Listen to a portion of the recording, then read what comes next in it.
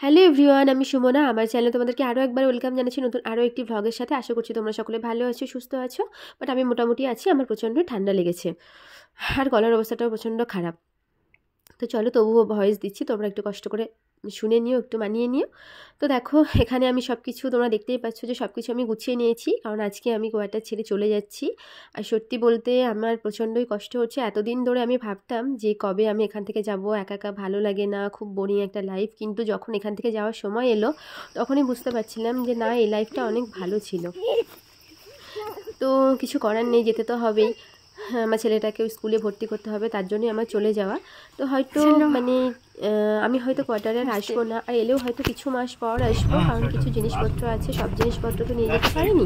যেহেতু আমরা ফ্লাইটে যাচ্ছি, আর ফ্লাইটে তো বেশি ওয়েট নিয়ে যাওয়া যায় না। আমরা যেহেতু এয়ার ইন্ডিয়াতে যাচ্ছি, তো এয়ার ইন্ডিয়াতে আমাদের পার হেড 25 কেজি, মানে আমাদের 3 জনের 75 কেজি ওয়েট আমরা নিয়ে যেতে পারবো। তার জন্য আমরা অনেকটাই কম হয়েছে, কারণ আমরা কিচেনের জিনিসপত্র কিছুই কিন্তু নিয়ে যাইনি, সমস্তটাই কিন্তু কোয়ার্টারে আছে, তোমরা দেখতে পেলে।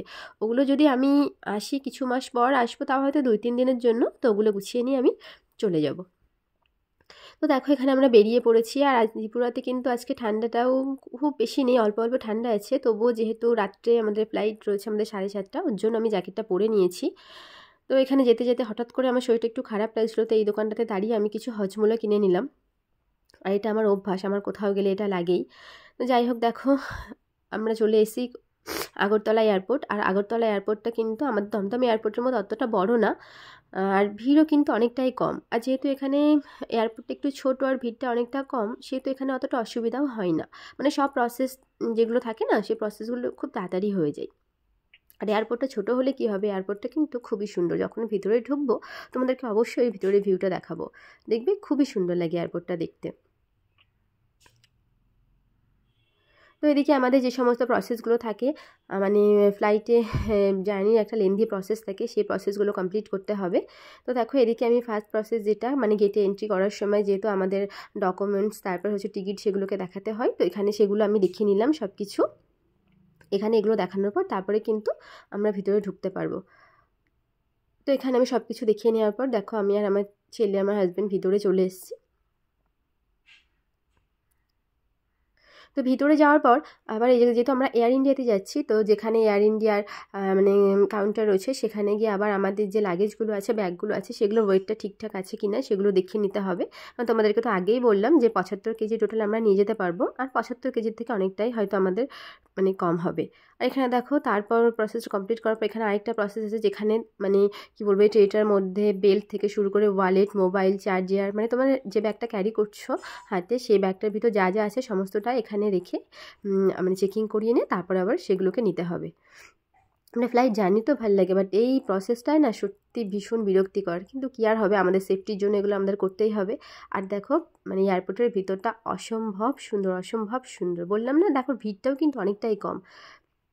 তো এখানে আমাদের সমস্ত প্রসেস সব কিছু কমপ্লিট করে আমি এখানে বসে আছি।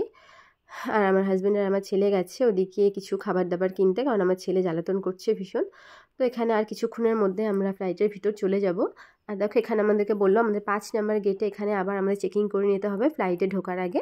তো যেহেতু আমাদের 7:30টায় ফ্লাইট, আর এখন 7টা বেজে গেছে, তো অ্যানাউন্সমেন্ট হয়ে গেছে। এখানে আমরা সব কিছু চেকিং করিয়ে নিয়ে আমরা চলে গেলাম। আর এখানে দেখো ওই যে সামনে দেখতে পাচ্ছ, ওটা হচ্ছে ফ্লাইটের মানে গেট। কিন্তু এখানে এসে আবার দেখছি যে এখানে আরেক জায়গাতে চেকিং করাতে হবে, তো সেখানে চেকিং করিয়ে আমি ফ্লাইটের ভিতর ঢুকে গেলাম। আর ফ্লাইটের ভিতরে ঢুকে গিয়ে সঙ্গে সঙ্গে সিট নিয়ে বসে যেতে হয়, না হলে ফ্লাইটে মানে মানে সামনে থেকে যারা আসেন ওনাদের ভীষণ অসুবিধা হয়। দেখো সবাই একে একে চলে আসছে, এখানে বসেও যাবে। আর ফ্লাইটে আসার পর যে সমস্ত অ্যানাউন্সমেন্টগুলো করে থাকে, সেই অ্যানাউন্সমেন্টগুলো করতে दिया चले कि आपको जैसे कि निकास की दिशा दिखाएंगे। आपका जैसे कि आपातकालीन निकास आपके पीछे की और भी हो सकता है। এদিকে ফ্লাইটটা এখন ছাড়িনি।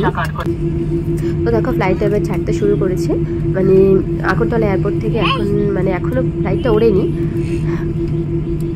আর কিছুক্ষণের মধ্যে ফ্লাইটটা উড়ে যাবে। দেখো যখন ফ্লাইট মানে ওড়ার সময় হয়, যখন ফ্লাইটটা ছাড়ে, তখন কিন্তু ফ্লাইটের ভিতরে এরকম লাইটগুলো সব বন্ধ করে দেয়, এই ছোট্ট ছোট্ট কিছু লাইট জ্বলে।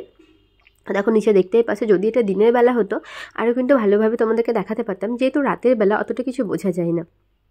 তো ওই ছোট্ট ছোট্ট যে আলোগুলো দেখতে পাচ্ছ, সেগুলো মানে বাড়ি ফ্লাইট যেগুলো আছে তার আলো। দেখো এবার কিছুক্ষণ পরেই দেখলাম যে ফ্লাইটের ভিতর খাবারগুলো দিয়ে দিয়েছে। আর এয়ার ইন্ডিয়াতে কিন্তু মানে খাবার দেয় যাওয়ার সময়, মানে যাওয়া আসা সব সময়ই দেয়। আর দেখো চলো কী কী খাবার দিয়েছে সেটা তোমাদের সাথে শেয়ার করি। এখানে আছে একটা রিয়েল ফুড পাওয়ার, একটা ছোট্ট জলের বোতল, আর একটা কুকিজ বিস্কিট, আর একটা ভেজ প্যাটিস ছিল। তো এখানে আমার ছেলে আর আমার হাজব্যান্ড ওদেরটা খেয়েছেন, আমি আমারটা বাড়িতে নিয়ে যাচ্ছি বোনদের জন্য। আর আমার ছেলে দেখো পা সিটের উপর পা উঠিয়ে দিয়ে বসে আছে, বেল্টও পরেনি। আর ফ্লাইট জার্নি কিন্তু সত্যি খুব বোরিং, দেখো সবাই চুপচাপ এখানে বসে আছে। দেখো এখানে 8 ঘন্টা পর আমরা কলকাতায় পৌঁছে গেছি, কারণ আগরতলা থেকে কলকাতায় পৌঁছাতে 8 ঘন্টা লাগে, আমাদের ফ্লাইট ছিল 7:30টায়। দেখো এখানে ফ্লাইট ল্যান্ড করে গেছে দমদম এয়ারপোর্টে। তো সত্যি ভীষণ ভালোও লাগছে, তার সাথে প্রচণ্ড খারাপ লাগাও রয়েছে যে জায়গাটাকে ছেড়ে চলে আসলাম। প্রচণ্ড স্মৃতি মনে পড়ছে, জানি না এবার মনে হচ্ছে যেন সেখানেই ফিরে যাই, জানি না কখনো যাবো কি না, আর গেলে অবশ্যই তোমরা দেখতে পাবে। দেখো এখানে আমরা দমদম এয়ারপোর্টের ভিতরে পৌঁছে গেছি, এখন আমাদের লাগেজগুলোকে কালেক্ট করতে হবে।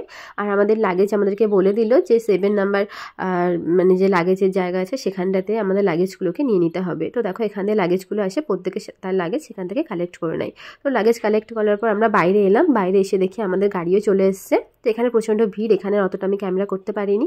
আর দেখো বোনদের সাথে দেখা হয়ে গেছে, ওদিকে আমার ছেলে যারগুলো ওটা আমার ছোটো বোন, আর এদিকেরটা আমার মেজো বোন। তো হঠাৎ করে আমরা খুব আনন্দ করতে করতে যাচ্ছিলাম, হঠাৎ করে মনে হলো আমাদের ডকুমেন্টসের ব্যাগটা আমরা এয়ারপোর্টেই ফেলে রেখে এসেছি। সঙ্গে সঙ্গে তড়িঘড়ি করে গিয়ে সেখানে দেখলাম যে ব্যাগটা সেখানে আছে, যাক বাবা টেনশন ফ্রি হলাম। তো তারপর হঠাৎ করে যেতে যেতে দেখলাম একটা চায়ের দোকান, সেখানে নেমে একটু চা খেয়ে নিলাম, কারণ যেহেতু অনেকটাই রাত্রি হয়ে গেছিলো, প্রায় 11:30টার মতো বেজে গেছিলো, প্রচণ্ড মাথাটাও ধরে যাচ্ছিলো। তো দেখো গাইস আমরা বাড়িতে পৌঁছে গেছি, এটা হচ্ছে আমাদের বাড়ি, আর এটা হচ্ছে আমার বাবার বাড়ি। কারণ যেহেতু আমার বাবার বাড়িটা আগে পরে অনেকটা রাত্রি হয়ে গেছিলো, তো সেহেতু আমরা আমার বাবার বাড়িতেই এসেছিলাম, আর যেহেতু বোনরা ছিল আর উপর থেকে আমার মা দেখছে। তো চলো আমার ছেলেকে দেখার পর আমার মা বাবার রিয়াকশানটা কেমন হয় তোমাদেরকে দেখাই। আর আমার ছেলে কিন্তু আমার মা বাবার প্রচণ্ড আদরের, যেহেতু আমরা 3 বোন ছিলাম, আমাদের বাড়িতে কোনো ছেলে ছিল না, আর আমার ছেলে যেহেতু আমাদের বাড়িতে প্রথম বাচ্চা, আমার মা বাবাকে প্রচণ্ডই ভালোবাসা, এটা আমার মা আর বাবা মানে এতটাই ভালোবাসে বলে বোঝানো যাবে না।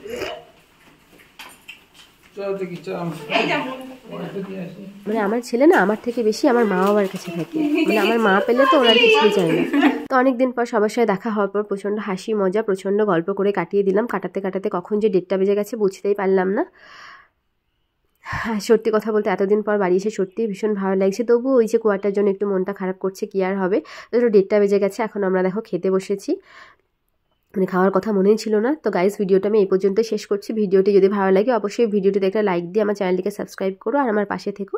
তো চলো দেখা হবে নেক্সট ভিডিওতে, তোমরা সকলে ভালো থেকো, সুস্থ থেকো। আজকের মতো সকলকে টাটা।